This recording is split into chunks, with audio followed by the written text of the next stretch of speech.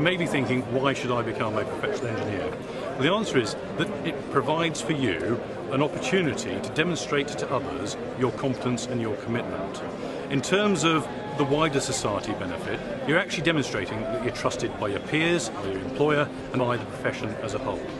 When you register as a professional engineer, you are allowed on registration to place post-nominal letters after your name, on your business card, on your calling card, on your letterhead, and you can do that whether you're an engineering technician, an incorporated engineer, chartered engineer, or an ICT technician.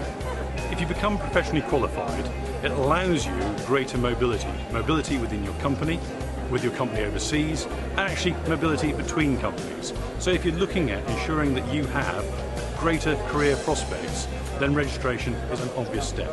The Engineering Council offers professional registration to individuals from very broad backgrounds across the spectrum of engineering. The Engineering Council itself licenses 36 engineering institutions to nominate individuals to our professionally qualified register. We offer a registration for incorporated engineers, chartered engineers, engineering technicians, and also ICT technicians. In doing so, we are setting the standards across the engineering professions to ensure that individuals, when they progress through their career, can demonstrate to others that they have attained the standards required by industry, clients, and also amongst their peer group. Employing professionally qualified engineers ensures that the candidate has met a rigorous quality assessment from a third party. It's neither us nor the candidate themselves. It also gives us confirmation that the proper engineering credentials are held by the candidate. We also find our staff motivation is increased by supporting them through professional engineering qualification. The way that we encourage our employees to become professionally qualified is to encourage them through their performance and development reviews to attain that standard.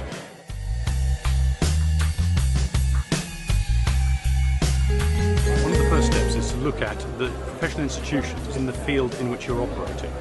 Once you've identified a particular institution, you need to look at its website, and the steps to qualification are for that particular institution.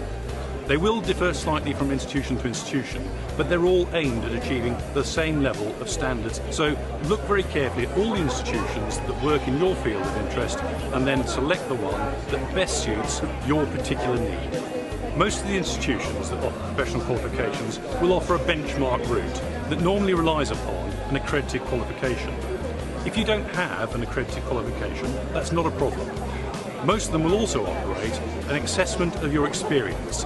That's where you've gained knowledge and understanding during your time in employment. So don't be worried if you don't have an underpinning qualification.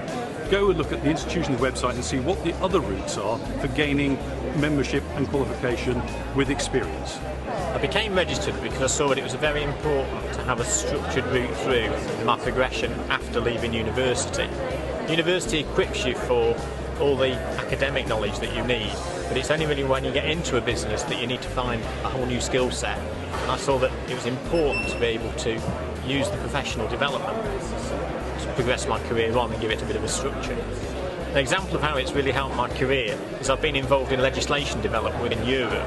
When you're in those committees, it's really useful for other people in the room to know that you're actually a professional engineer that's recognised across a wider region than just your hometown. As well as providing a structure for you to learn within, becoming part of a professional institution such as the Mechanical Engineers or the Institute of Engineering Technology keeps you in contact with what's happening in the field. You can learn about the new technology, there's organisation of events which goes on, which keeps you up to date and in a network of other people from other industries so that you know you're not being left behind.